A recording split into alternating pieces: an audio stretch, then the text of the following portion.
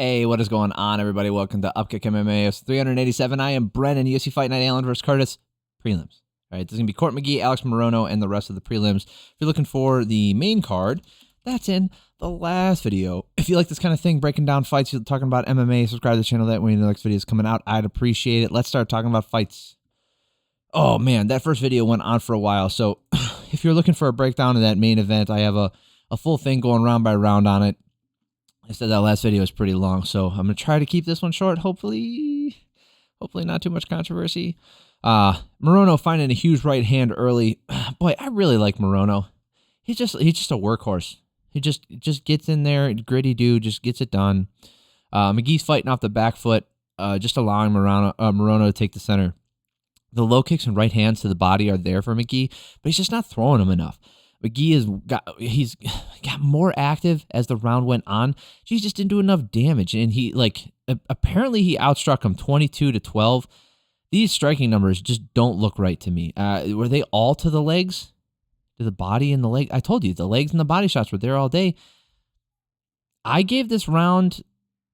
I gave this round to Morono. I just didn't feel like the damage was enough for McGee. I could be mistaken. He had said he was ahead on the strikes for this round, now all rounds, but I just didn't see it.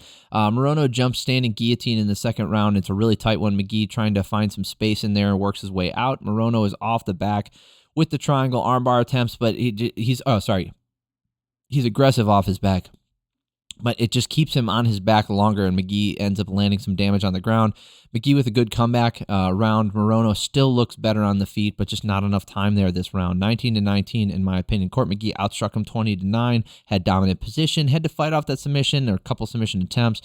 It was a good round for McGee. So this last round's important. Morono with the big right hand in there, stiff jab, able to do more damage on the feet. It's like McGee has no path to victory with the strikes. He doesn't land the big one-shot finishers. He doesn't have clean combos. He just doesn't have the volume to outdo the damage that's coming back his way. If McGee had gone to the well more with those low kicks, I think he could have won this one. I think that first round was a good thing. He had 6-leg attack. He was very consistent, attempting. He landed 6, 5, and then 6. I just think he could have landed even more. I think they were there for him all day. He did outstrike him 18-17, but I just feel like he just didn't land enough damage. Looking at the striking numbers here, all three judges saw it the exact same way. Mike Bell, Adelaide Bird, and Derek Clearly. You got a wide range of a good judge here in Mike Bell, who I fundamentally disagree with sometimes. I did in the main card, but I think he's a better judge. Adelaide Bird, who is absolutely out of her goddamn mind. I don't think she even fucking pays attention. And Derek Clearly, who is one of the worst judges that we've seen in the past couple of years, screwing up regularly. So you got a wide range of people there of skill sets. And, that they all saw it the same way. So I don't think there's any controversy on that one. Let's see. Valter Walker versus Lukasz. I think it's Brzeski.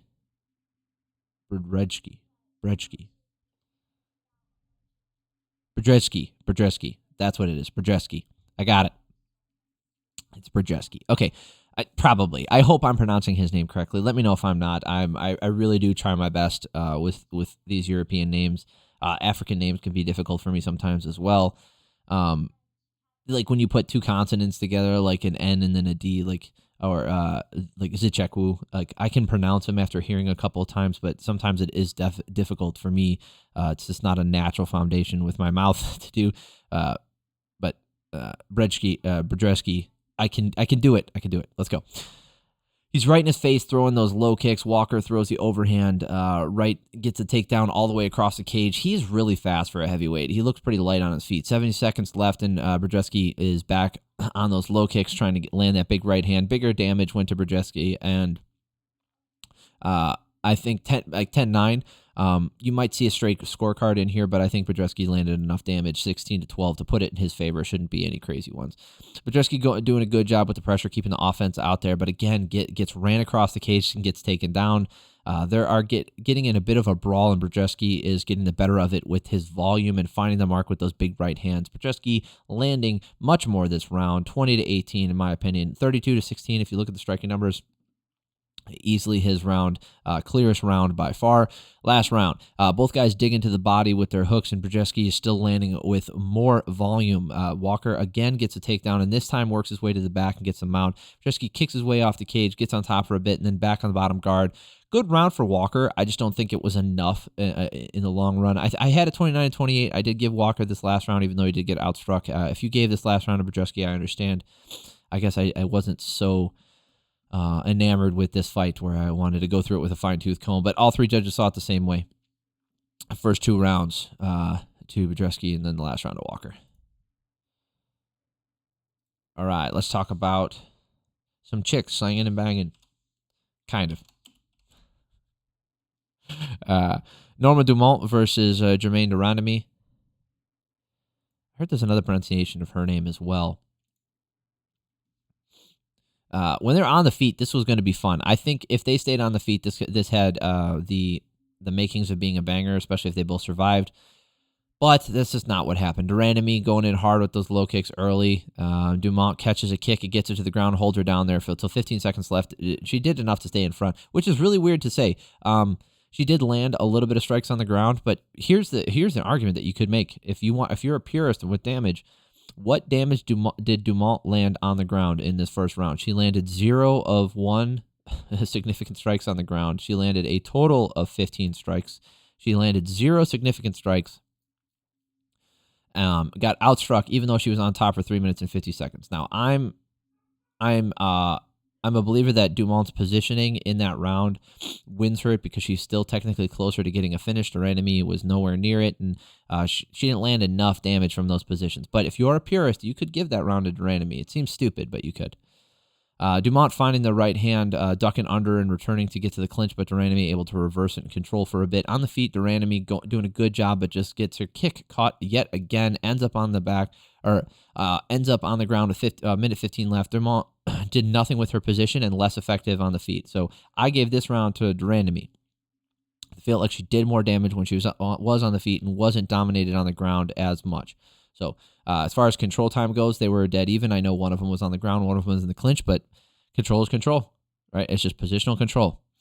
de Randamie landing a nice jab, left hook staying upright, leaves her hips there to be taken down, and then she's there for the rest of the round. Like, she's got the same problem that she's always had, right? She did land 36 strikes off of her back, but being on your back is just, it's not a recipe for success, especially if you're not an aggressive specialist. I don't think anybody gave.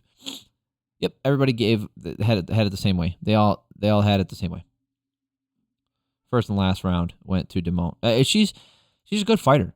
She's not bad. It's just when you get into this where the possibility of like a striking battle and then it ends up just being a stall fest. Like, they need to be stood up is what needs to happen. I've talked about that before. I think I talked about that last week. A fight like that, like, could have been stood up. Pedro Falcao versus Victor Hugo. Falcao runs across and presses him to the cage. Works the takedown attempts. Falcao gets a body lock trip, gets right back to the body. Hugo finding the way out, but still on bottom, attempting a go-go plata, which is fun. A go-go plata. Falcao with nasty pressure, refusing to take his foot off the gas. Hugo sitting down on his shots, landing some hard kicks and big hooks down the stretch. Hugo lands a hard nut shot, and Falcao reacts, and that's the only reason it got caught. He was not going to react until he saw that happen. Who was it? Chris Tognoni. I think he was doing a fine job. But if you don't react to things, this is what happens. This isn't what you won't get caught. But if you do react, there's a possibility that it will. Hugo did more damage to end that round, making up the difference for me, 10-9. So he outstruck him 12-11. I feel like he did enough. Falcao, yes, he was pressuring forward, and yes, he had cage control, but he got out-damaged, which was more important in that round.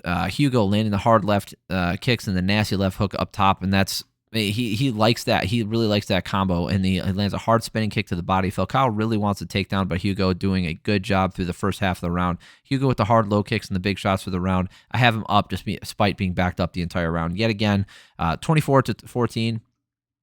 Even though, he was, pressed up against the cage for a minute, 50 seconds of it. Again, out-damaged him. Clearly his round, in my opinion. Last round here. Left hook from Hugo drops Falcao right away. Hugo is putting it on him with the knees to the body, spinning back kick and a left hook and spinning kick that landed to the cup. Falcao is not quitting, and his pressure is crazy, but just not able to do enough damage or get it to the ground. So I had all 3 rounds in favor of Hugo. If you gave that second round to Hugo, or the first round to Hugo, I understand. Did anybody have it for Hugo? Or sorry, for Falcao. Adelaide Bird gave the second round to Falcao. What?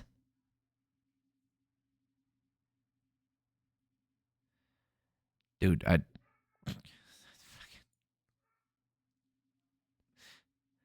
don't understand what she was watching. I don't want to talk about it anymore.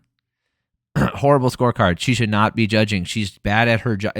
This is obviously not her day job, because if it is, she's horrible at it. It's so bad. All right. Dan Argueta versus Jean Matsumoto. Argueta with the big right hand into the takedown and sweeps the leg to get on top. Beautiful takedown. Argueta gets to the mount, doing damage the whole time, but he loses his balance. Matsumoto gets to the back body lock himself. Matsumoto keeps going for the takedown, but Argueta sprawls are too strong.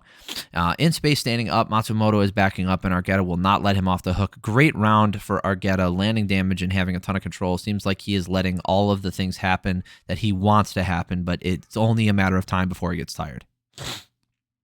I've seen it 100 times. Unless your name is Merab Davalishvili, you're going to get tired doing this stuff. Or maybe Gregor Gillespie. So I had a 10-9 Argueta. Second round here. Argueta right back in his face, gets a double leg. They both find some damage on the feet. Argueta right back in with the takedown. Argueta is leaving his head to be hit as well as he walks forward because he's tired.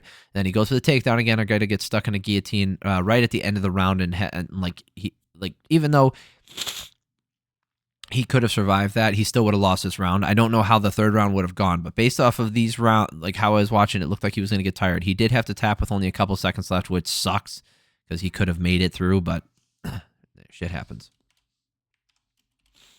All right, Budka versus Cesar Almeida. Budka gets an easy takedown, no damage, and back up again against the cage. The whole time he did no damage, but Almeida just slapped him, so he didn't do anything either. 10-9 Budka, in my opinion. Second round, Almeida just staying on the outside, throwing hooks while backing up and can't get his hips away. And goes down and then right back up. Almeida is chasing him down. Budka is tired and has nothing left in the tank, and he gets the TKO finish. A good finish for Almeida. Apparently, he called out Chris Weidman. Okay. All right, Nora Cornolle versus Melissa Mullins. Both women missed weight, which is kind of weird. You don't see that happen very often, so it cancels each other out. Kind of. For my purposes of keeping track of things, it cancels each other out. Both women landing decent jabs as they clash. Mullins looking to get the better of it in her first couple of interactions. Cornolle landing a decent combo, but ending up getting clinched.